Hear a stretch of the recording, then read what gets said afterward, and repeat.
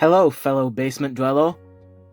Yeah, that's right. In today's video, I propose an alternative to primarch redundancy theory, and in the process, I have also solved the mystery of the two missing primarchs.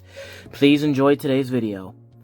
Alright, so the main reason why I don't believe in primarch redundancy theory is honestly just Sanguinius. Sanguinius matches up perfectly to Konrad. They both have future sight, they're both very fast, they're both very similar, but also Konrad matches up perfectly to Curze's Corax, and vice versa, Sanguinius matches up perfectly to Angron. So, I don't really get that. It's almost like they're linked. And the more I thought about it, the more I realized that it's just one big circle.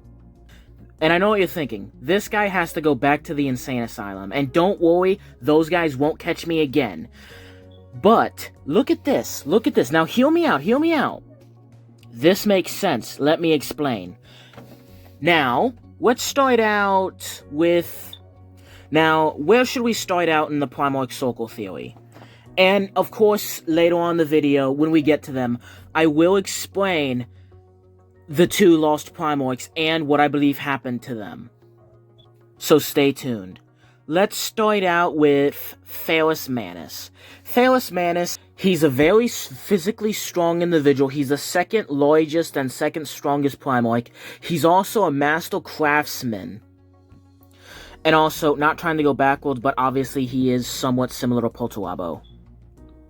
Now, he's not nearly as bitter and angry as Perturabo, no, of course not.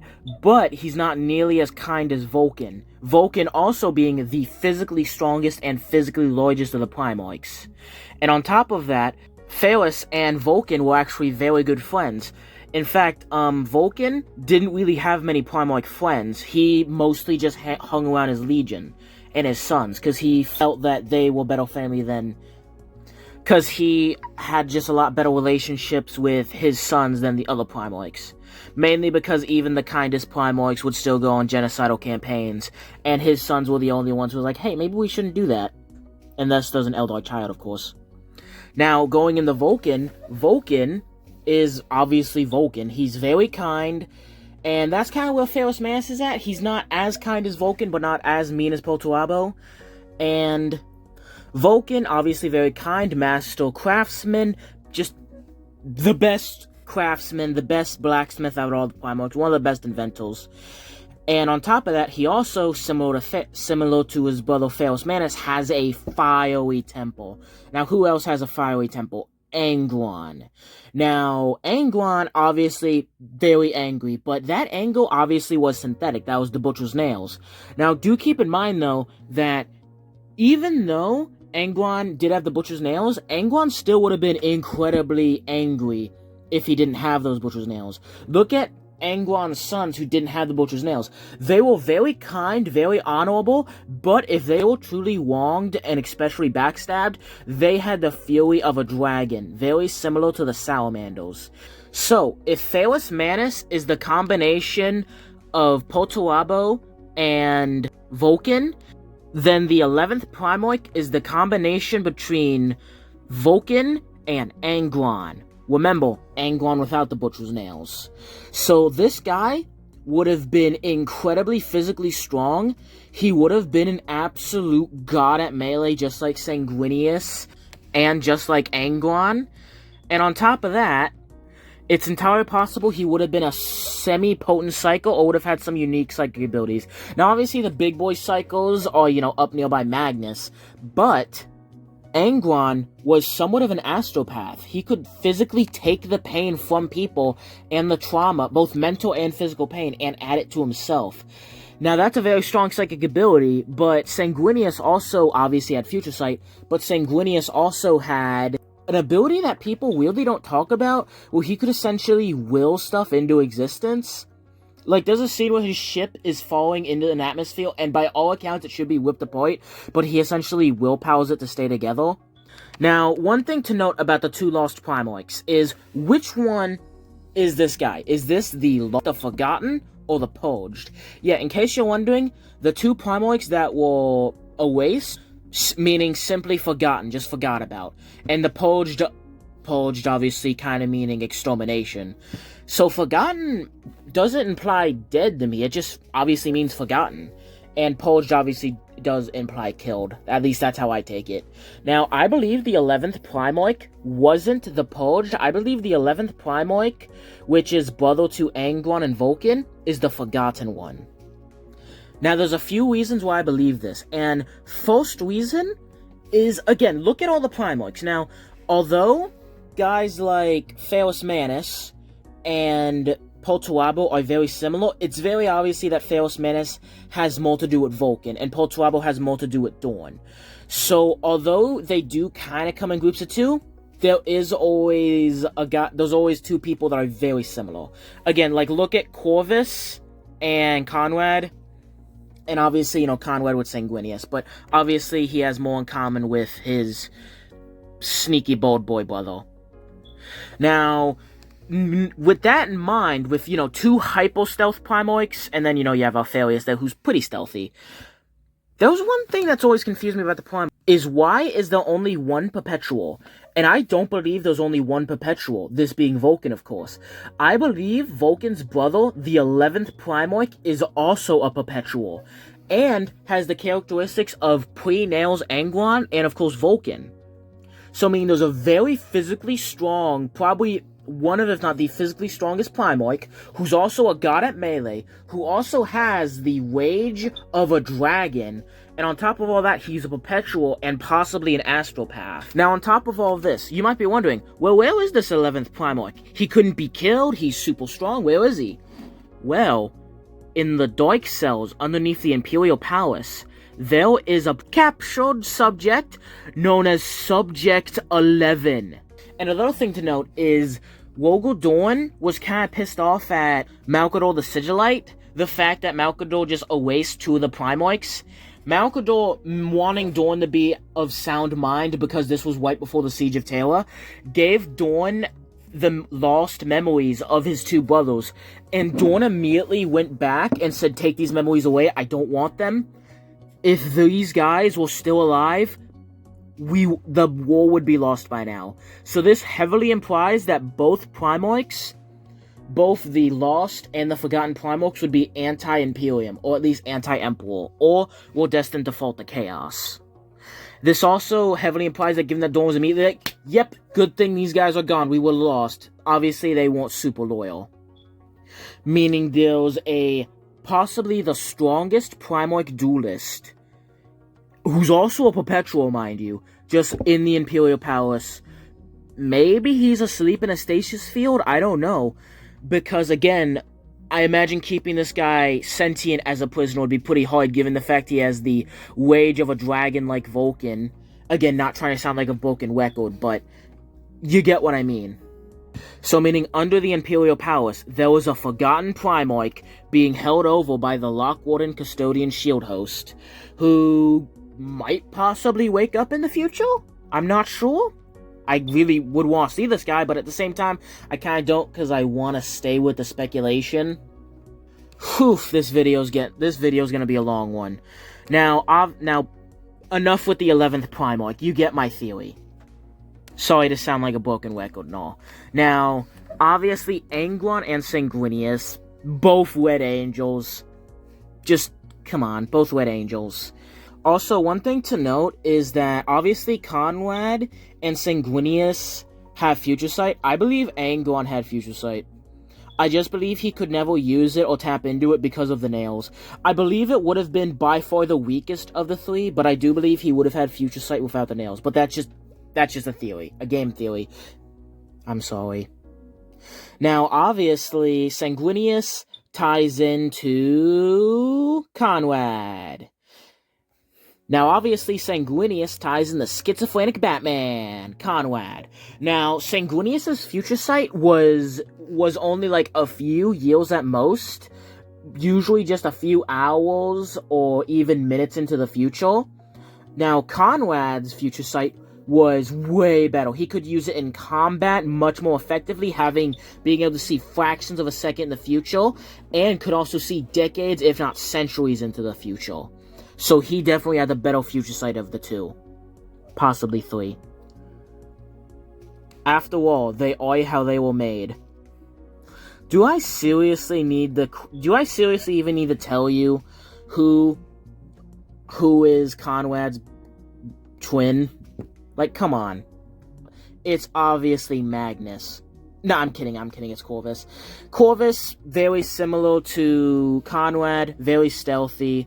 Now, one thing I note is that all the primarchs obviously do have their own gimmick, the thing they stand for. Konrad obviously stands for justice, and Curze obviously stands for freedom, because, I mean, one was a slave who literally made the Raven Guard essentially a force of freedom fighters. Meanwhile, the other one made them made the Night Lords a sick, twisted form of justice.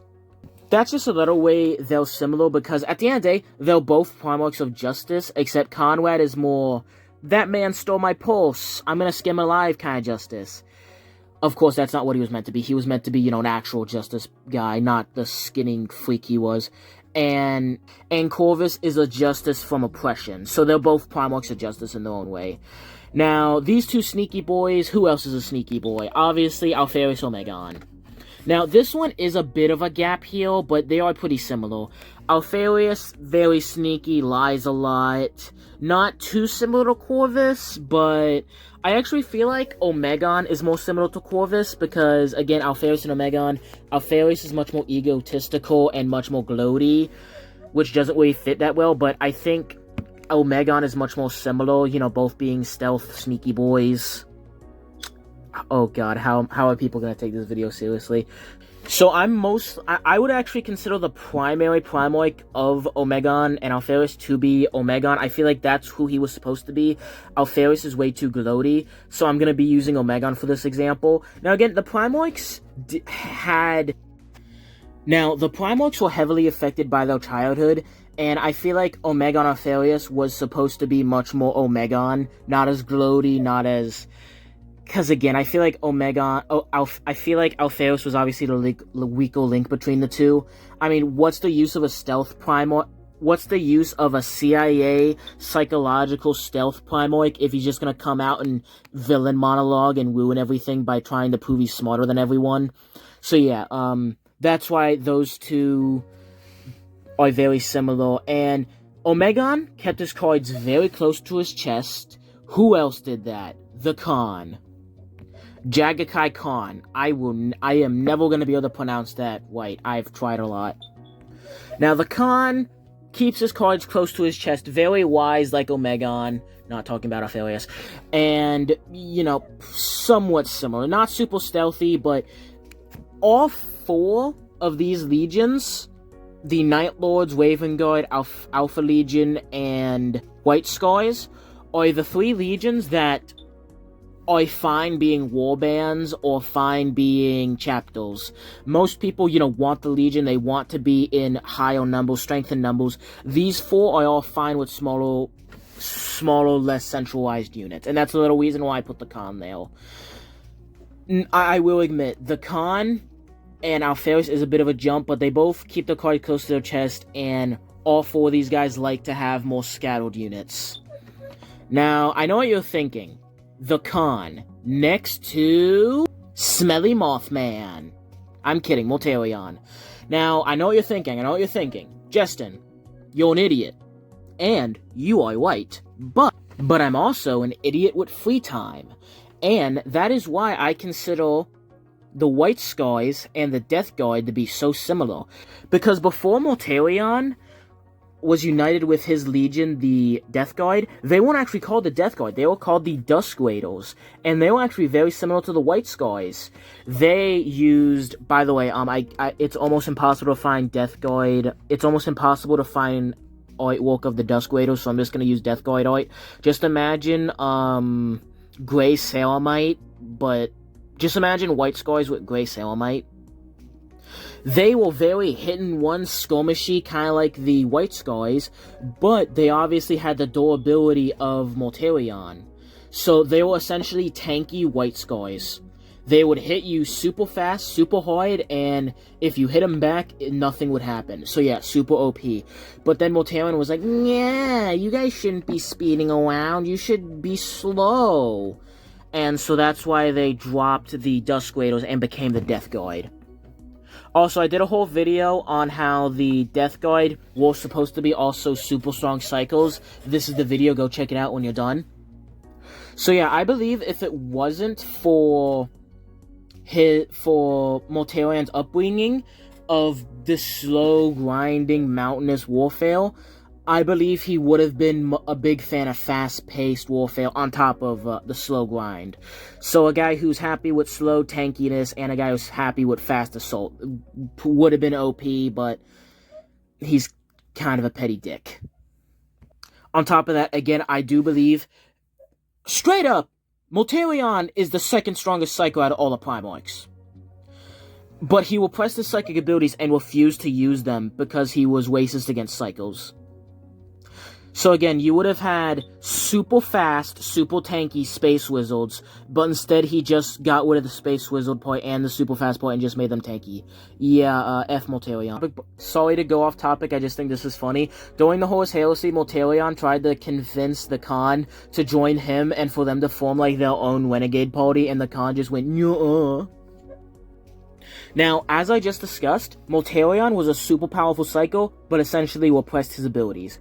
Who else is a powerful psycho? The big red Egyptian boy, Magnus the Red. Yes, I know everyone laughs at me when I say red. I can't fix it. It is what it is. There's a reason my new name is Lisp Hamill. Now, Magnus is obviously a big fan of psychic stuff and absolutely loves collecting knowledge. And again, on top of all of Mortarion's shortcomings, I feel like his both on Boibos. Oh no, I believe his him being sent to Boibos was supposed to teach him how to use his psychic abilities and to make him have a thirst for knowledge. But I believe he took the message really long and just became a racist of psychos. Now, who else has a thirst for knowledge? Magnus the Red. And so they're both big boy psychos. They were both supposed to have a big thirst for knowledge, except Magnus was the only one who ended up with that. And so yeah, that's how those two I linked. Now, Magnus is hooked up, is right next to the second primarch, the Purged. And one of the Purge's other brothers is Leman Russ. Now, in case you're wondering why Leman Russ is there, is believe it or not, Leman Russ was actually, ironically, one of the strongest psychos. I think that's funny that Leman Russ and Mortarion, the two super anti-psycho primarchs, were themselves some of the strongest psychos. Except Leman was much more of a anti-psycho. He had like a war ability where he could war and... yeah, I know I'm not saying that right either. Where he could war and it would essentially dispel all psychic stuff. On top of that, psychic abilities like fire, lightning, warp, telekinesis, all that stuff just had a worse effect on him. So, well, also one thing to note here is that not all psychos are like big boy wizard boys like Magnus. A lot of psychos, like Sevatai of the Night Lords, use their psychic abilities to improve their melee. Now, Sevatai didn't use it super much, but there are some characters in the Thousand Suns who would like coat their blades in psychic energy or like psychic fire. The Emperor's Flaming Sword uses psychic energy to make it ablaze, so there is a lot of psychos who don't use wizard stuff. They more along the lines of use their wizard stuff to make their melee better. And that's why I believe Mortarion was supposed to be, of like a super psychic guy who uses his psychic abilities like Sevatai to make himself better at melee. And then you have Magnus, who is just a generic wizard. I believe the second primarch was a mix of the wizard type and the anti-psychic type. So he would have a ton of abilities that help, destroy psychic abilities and a ton of psychic abilities himself. So in terms of combat, he would be a super strong anti-psycho and a strong psycho himself. Now, why is he the Purged? Now, unlike Subject 11, I don't have a super concrete answer on this. It's a bit shaky. There's a few theories I have, There is a theory that I did not come up with. This Italian Chad did. Go check this guy out. I watched this video.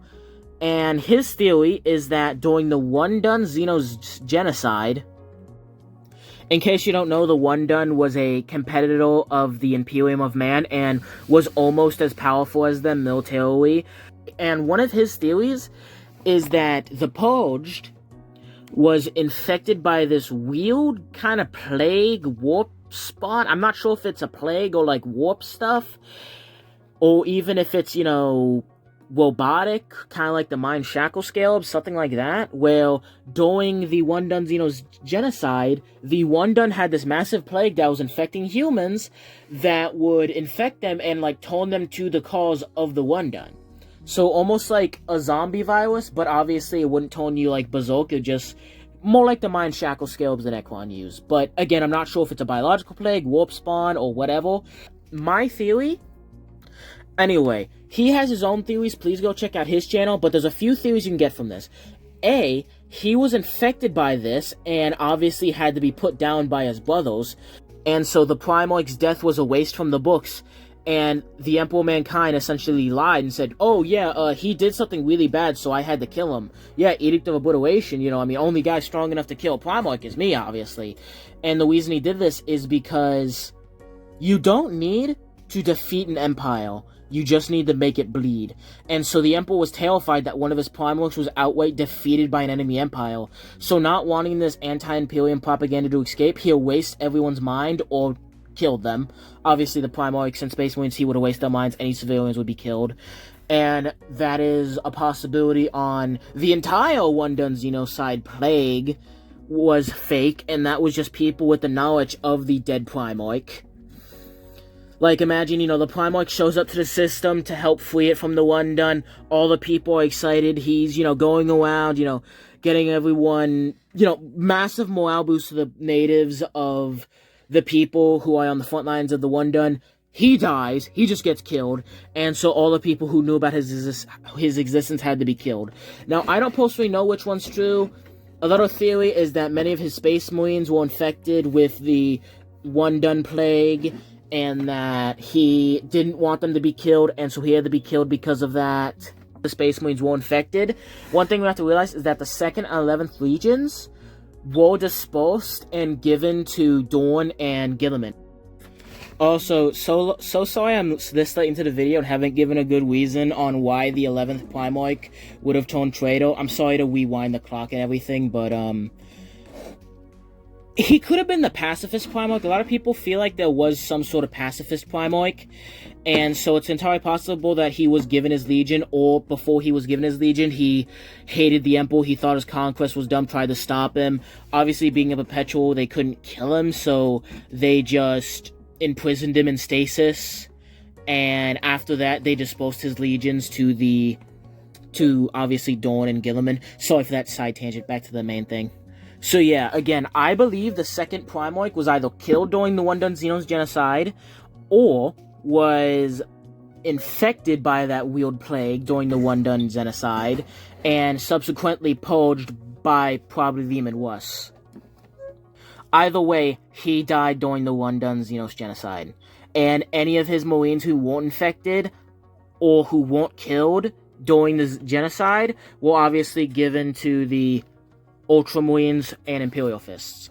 Now again, I'm not sure if it was the infection, or if it was, he was killed. I'm not sure. This one, I'm not as concrete on. Now, either way, I've spent too much time talking about that. I've spent too much time talking about the Purged. Now, let's go to the Wolf King. By the way, am I the only one who really, really wishes that they would drop the wolf stuff with the Space Wolves and just make them more Viking-themed? Like, I would love for Leman to come back, and he's much more of an Odin figure, and he, guides the Space Wolves away from being furries and more so into the Viking aesthetic. Anyway, sorry. Now, Leman was obviously a psycho who's anti-psycho, very barbaric, very strong, absolute melee god. Also, another thing to note is that a reason why... I'm sorry I keep going back. I have dyslexia, so I really can't write scripts for these things, so it's pretty much all improv, and that's why it's so unstructured. And I'm also not the best at improv, so sorry about that. The 11th primarch probably had a real thirst for knowledge like Magnus did, and so maybe he was studying some one-done stuff, and they got the jump on him, or more likely he was studying the reason why he got infected with the one-done xenocide plague and none of the other primarchs did is because, like Magnus, he had a thirst for knowledge and was messing with it even though he wasn't supposed to, and while messing with it, he got infected. Yeah, back to Leman Russ. The King of Furries. Leman Russ is pretty obviously an exterminator. Well, more accurately, he's the Emperor's executioner. The Lion is the Emperor's exterminator. And because these guys usually come in and because the primarchs usually come in squads of 3, this would mean the second primarch was some sort of erasing type figure. Throw that guy over there and... Holy crap. Are the Marines malevolent using the second primarch's gene seed? Wait, no, I just thought about that. Because they were given over to the Ultramarines and Imperial Fists, and... Dang. This...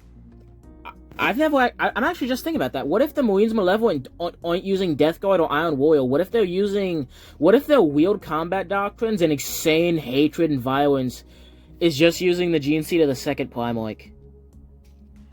And that's part of the reason why they're so Puritan and just anti, warp, anti just anything they don't understand, anti, anything that's not baseline human, is because they're the only ones who know what happened to the second Primarch, obviously except for, the Emperor and Malcador.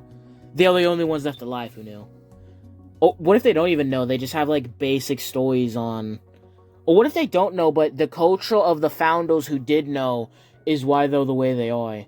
What if they're, kept in the back pocket of the Ultramarines or Imperial Fists, and whenever they were split up in the chapters, obviously the Ultramarines or the Imperial Fists then kind of, spit them off into their own chapter. It's like, hey, these guys are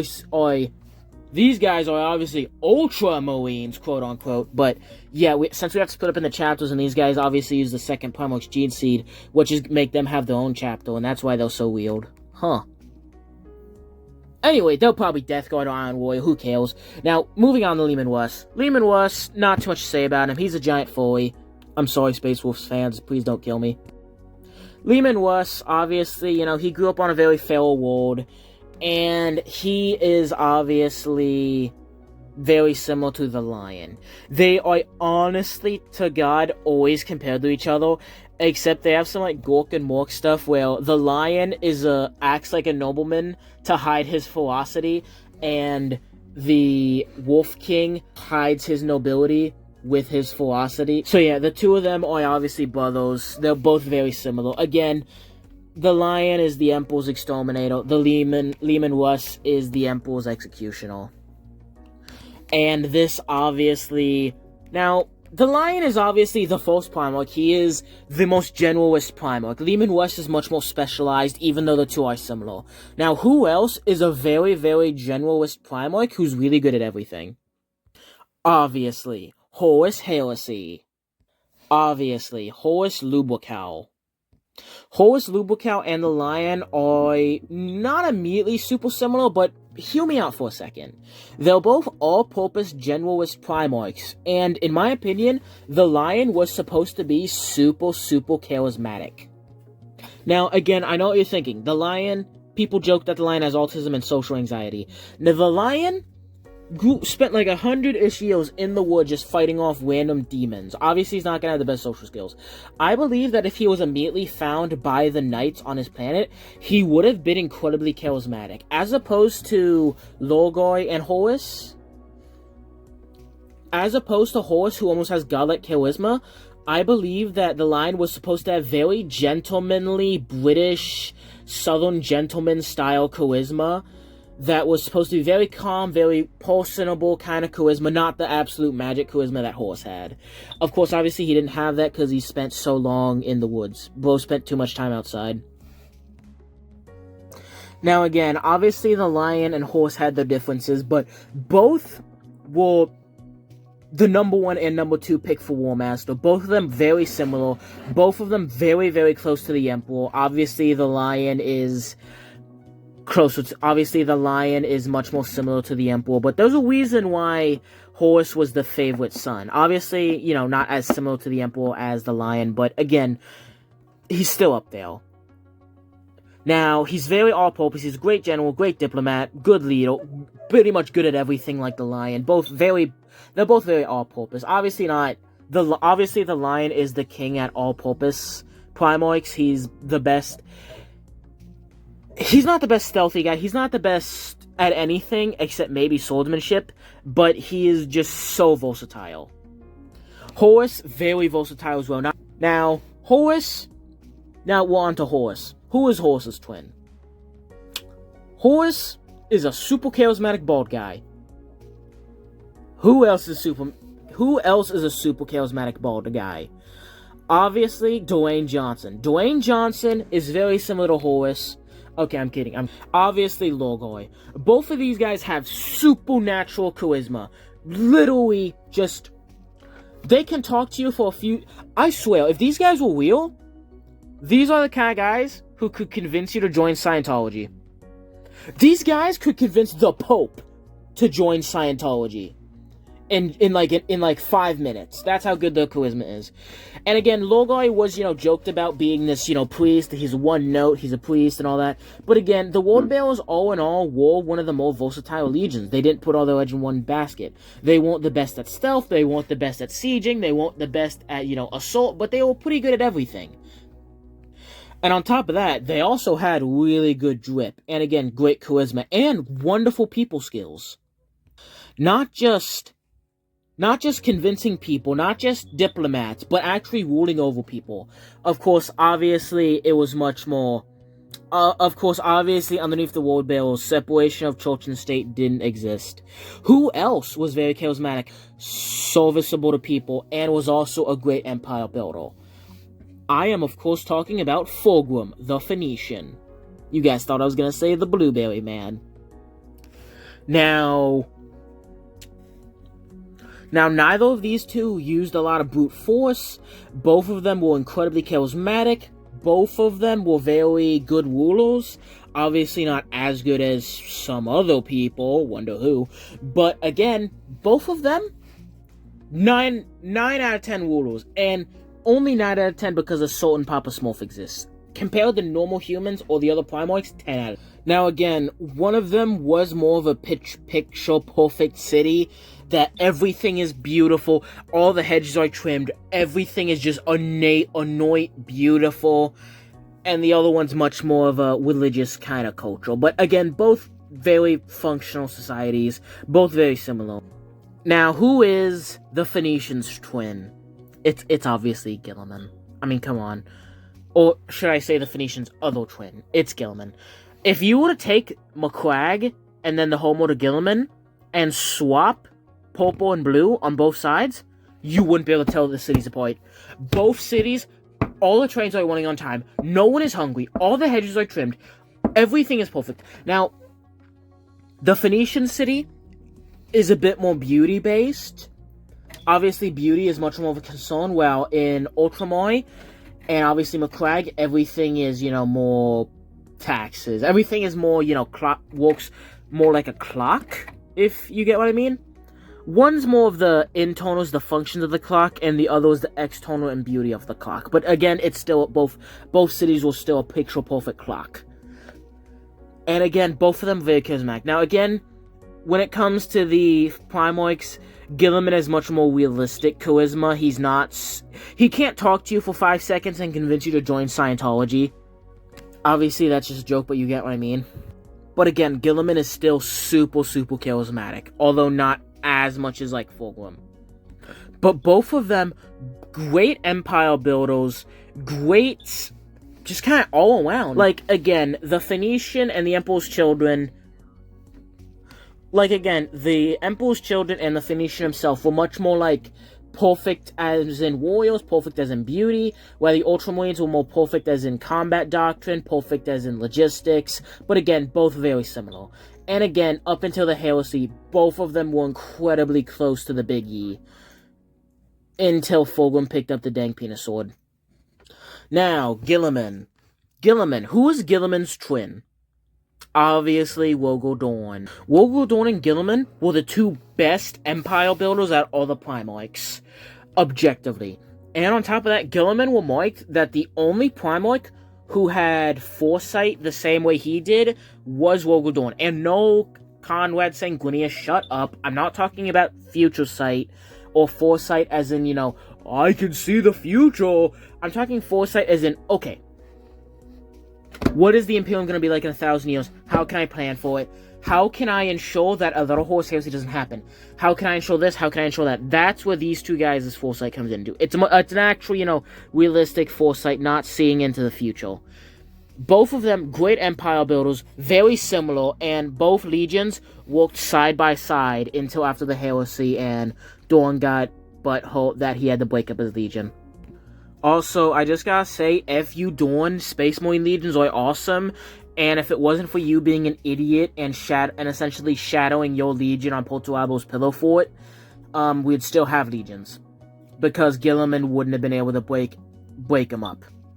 Because the only reason Guilliman was able to forcefully break up all the legions is because the sheer amount of Ultramarines there were as opposed to the other legions.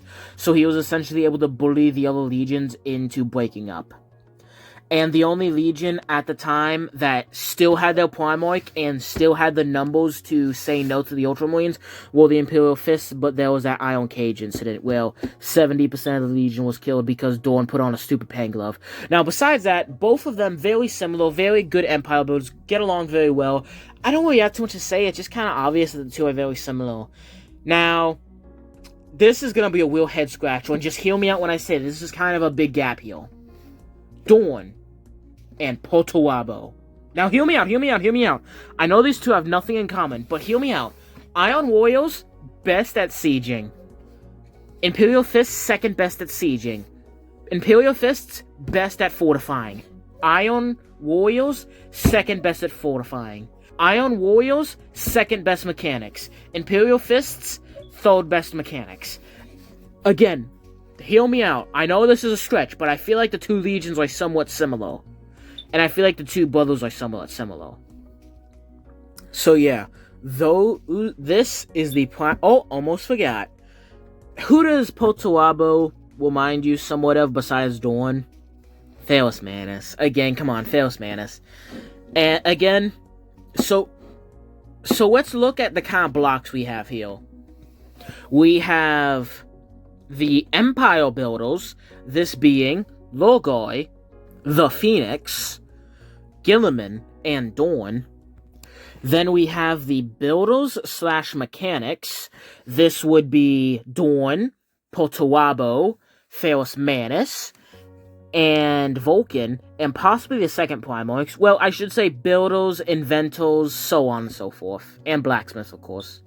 And then we have the Fierce Duelist category with the second Primarch, Angron, Sanguinius, Konrad, the Stealth category, which is Konrad, Curze, Alpharius, and then we have the small group, I don't really know how to say this, we kind of have like the light infantry, we have like the Astartes that prefer smaller units, this being the Night Lords, Raven Guard, Alpha Legion, and White Scars. These are the guys who want smaller units of elites, smaller independent units as opposed to, Dorn's Legion. And then we have the super small category of the Speed Freaks, this being Jagakai Khan, and believe it or not, again I explain this why, the Death Guard.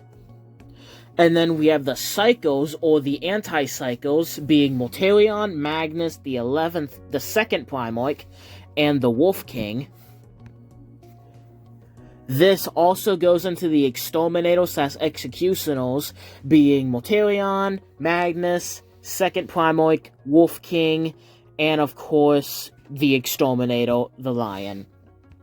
Also, I know that the Thousand Sons won't really consider any kind of Exterminators or Annihilators or anything, but if someone gave Magnus a nice hard smack on his wet ass and told him to stop being so inquisitive, he wouldn't have fallen to chaos. and he would have known that some knowledge needs to be hidden. He, instead of being a primarch of pure optimism and pure lust for knowledge, he would have been a much more, let's get all the knowledge we can, but let's also make sure that if there's anything too dangerous, we keep it a secret or outright exterminate it. That's why I believe he was supposed to be, as opposed to all knowledge is good, which all knowledge is not good, especially when there's knowledge in the 44th millennium that can turn you into whatever the hell this is. So yeah, Magnus needed a big spanking on his red butt, but he never got that, so he never became the exterminator he was supposed to be. Also, Magnus and the Thousand Sons going around exterminating stuff would be absolutely terrifying, so that would have been really cool. Now, after the exterminators, we have the charismatic primarchs. This being the Lion, Horus, Lorgoi, the Phoenix, and of course Guilliman. And then we have the Empire Builders. This being Lorgoi, the Phoenix, Guilliman, and Dorn. Oh god, we're trapped in the circle. I can't escape. Help me, please! Now, a little inspiration I had for this video, besides all of the Primarch redundancy theory videos, and of course the Italian Chad's video, go check this guy out, he's really popping off, was obviously Chrono the Harlequin's video on this topic that was showing Primarchs that kind of fit certain roles. Like, Dorn and Perturabo, obviously being the builders, obviously, and, Dorn being in the same category as Guilliman. So, although I do know that my Primarch circle theory and how I have proved the existence of the lost Primarchs is original, it did take heavily inspiration from all the Primarch redundancy videos I watched, from the Italian Chat, of course, and from Chrono the Harlequin's video. Because again, another thing that really made me think is that in all these videos, Konrad is just so similar to Corvus, and obviously just painfully similar to Sanguinius. And obviously, there's, just look at the list, there's so many that are really similar. Now again, this isn't my first list, or first circle theory. I would absolutely love for you guys to come up with your own circle theories, because again, what I love about 40k is there's always an incomplete puzzle. There's always mystery to it. There's things I don't know, things you don't know. I hope you learned something in this video. I am a nerd with infinite free time. I have spent all my time not piloting 40k books. I would never do that. I don't spend my time piloting 40k books. I do, however, spend all my time watching lore videos and not piloting 40k books. Wink. And so I have accumulated way too much 40k knowledge. But even so, there was still things I don't know. Maybe you guys show me a list, make a video on this yourself, link me to someone else if someone else made a video. To my knowledge, no one has made a video like this before. Oh, except me, of course. I did do a video like this a few months ago, but I didn't know nearly as much about 40k then. I have become even more obsessed and figured even more stuff out. In fact, this hideous abomination was my original list. Oh god, I want to vomit. Now, again, thank you to all the YouTubers and, who made the Primarch redundancy theory videos. That I wouldn't have gotten to this conclusion if I wasn't on the backs of those guys.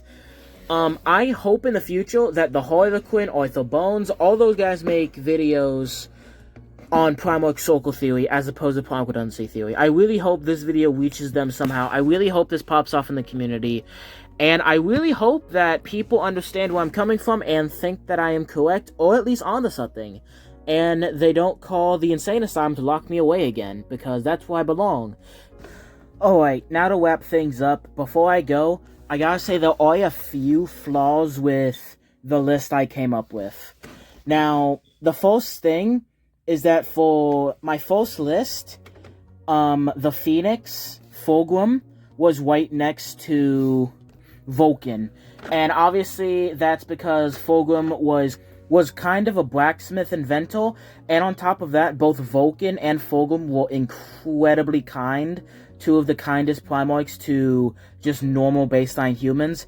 And on top of that, they also both had insane regen. Now, obviously, Vulkan was straight up a perpetual, so kind of, infinite regen. But Fulgrim had a really, really good regeneration, to the point where at one point he was trying to cut himself to, do a ritual, but he had to manually, focus on slowing down his healing factor, just so that way, the blade, he wouldn't cut himself and then instantly heal. So those two could be linked, but in this video, I think it made more sense to put Fulgrim where he's at. And also, one thing to note is, I kind of had, the stealth category, and then the light infantry category being two things, one with Jagakai and one without Jagakai. Those could kind of be the same thing, because obviously a success soul chapter to the White Scars are the Mantis Warriors, who fight kind of like the Raven Guard, being all stealthy, hitting one tactics. These are essentially Vietnamese tactics, but Space Marine. And so, yeah, I do believe, the White Scars and the Khan had the option to be stealthy. It's just, they thought, Mongolian throat singing while riding into the enemy screaming at 300 miles per hour while waving your sword was cooler, and I can't lie, that's kind of based, but, I do feel like they did have the capability to be stealthy. Maybe if it wasn't for that Eldar God swapping Fulgrim and Jagakai, they would have been stealthy. And another thing is, I would have liked Mortarion to be closer to the Lion, but this is the best I could do. And also, I would have liked for Mortarion and Angron to be right next to each other.